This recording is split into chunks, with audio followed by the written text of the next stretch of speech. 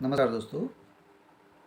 आज की वीडियो में बात करेंगे कि जो संत महात्मा या ज्ञानी लोग होते हैं वो ऐसा क्यों कहते हैं कि जो भी हुआ वो ठीक हुआ, जो भी हो रहा है वो ठीक हो रहा है, जो भी होगा वो ठीक होगा, वो अच्छा होगा। ऐसा कैसे कह सकते हैं जबकि दुनिया में इतनी सारी बुराइयां, हमारे हिसाब से बुराइयां दिखती हैं, फिर भी वो लोग ऐसा कैसे कह पाते हैं? क्यों कहते होंगे ऐसा? क्या बिना सोचे समझे कहते हैं? कुछ उसके पीछे कोई लॉजिक नहीं होता है, ऐसे ही कह देते हैं? नहीं, ऐसे ही नहीं कह देते। इसके पीछे दो बातों को समझिए।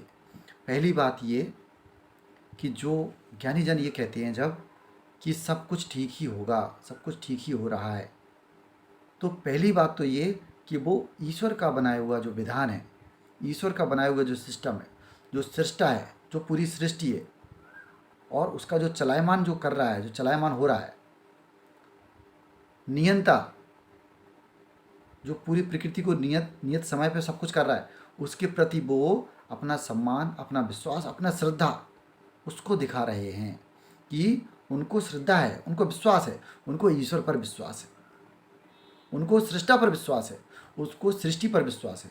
उनको ये विश्वास है कि कोई है जो इस सृष्टि को चला रहा है, कोई है जो पूरी कायनात को मेंटेन किए हुए है, कंट्रोल किए हुए है, या कोई तो नियम है, कोई तो बंधन है जो इसको चला रहा है।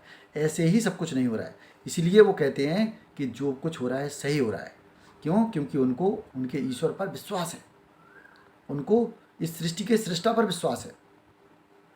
पहला कारण। दूसरा कारण क्या हो सकता है? दूसरा कारण ये है कि वो ज्ञानी हैं, वो कुछ जान गए हैं।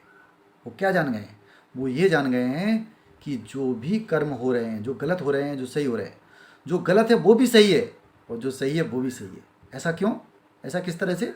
ऐसा इस तरह से कि जो गलत है हमारी नज़र में गलत है, हमारे लिए गलत है, लेकिन वो किसी के लिए सही भी है। पहली बात। दूसरी बात, जो गलत कर रहा है, अगर वो गलत भी कर रहा है दूसरों के साथ, तो भी वो अपने कर्मों के कारण, जो अपने पूर्व जन्म के संस्कारों के कारण, पूर्व जन्म के कर्मों के कारण वो उनको क्लींजिंग करने के लिए आया है, वो उसको क्लींज कर रहा है।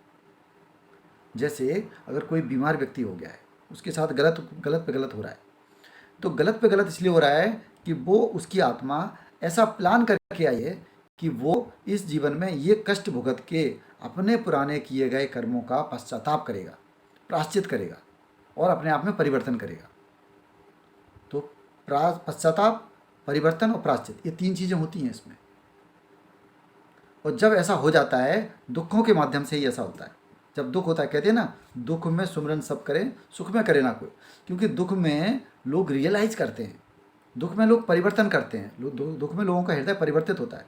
दुख में लोग पश्चाताप करते हैं, प्रायश्चित करते हैं।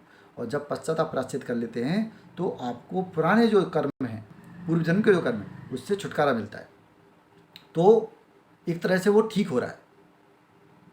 अब आप कहेंगे कि दूसरे के साथ गलत हो रहा है, दूसरे के साथ गलत कर रहा है। वो दूसरे के साथ गलत इसलिए हो रहा है कि उसने भी कुछ गलत किया था, इसलिए वो उसको लेके कैरी कर रहा है, करेगा। ये सृष्टि इस तरह से चलेगी।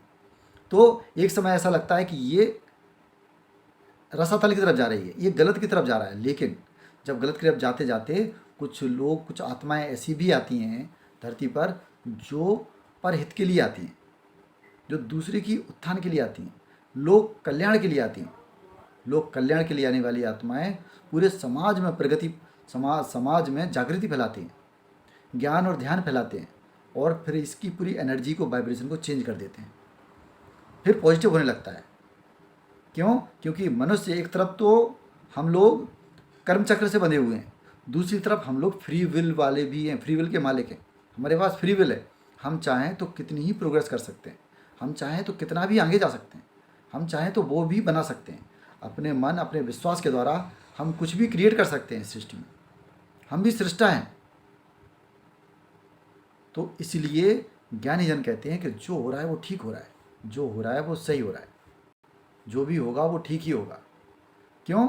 इसलिए कहते हैं कि जो मनुष्य है उसके हाथ में सब कुछ नहीं है, बहुत कुछ है लेकिन सब कुछ नहीं है। सब कुछ सृष्टा के हाथ में, सृष्टि का सब कुछ सृष्टा के हाथ में ही है। मनुष्य क्या कर सकता है? केवल कर्म कर सकता है। फल का अधिकार उसका नहीं है, फल पर उसका अधिकार नहीं है। हम कर्म कर सकते हैं लेकिन फल क्या आएगा एग्जैक्टली वो उसका अधिकार हमारा नहीं है, वो कुदरत का है। इसलिए भगवान कृष्ण ने गीता में कहा अर्जुन से कि तू केवल कर्म कर, फल की इच्छा मत कर, निष्काम कर्म कर। क्यों? क्योंकि जब फल जब तक आएगा तब तक कल हो जाएगा, वर्तमान चला जाएगा, तुम वर्तमान में रहे। और दूसरा, जो भविष्य में जो फल आएगा उसमें और भी बहुत सारी बातें जुड़ जाएंगी। आपका कर्म, दूसरों के कर्म, उसके परिणाम, बहुत कुछ जुड़ जाएगा। इसलिए तू केवल कर्म कर। तो इसलिए ज्ञानीजन कहते हैं कि जो भी होगा, जो भी हो रहा है, जो भी हो चुका है, सब कुछ सही है, सब कुछ ठीक है, सब कुछ अच्छा है। चिंता की कोई बात नहीं, कुछ भी गलत नहीं, सब ठीक है।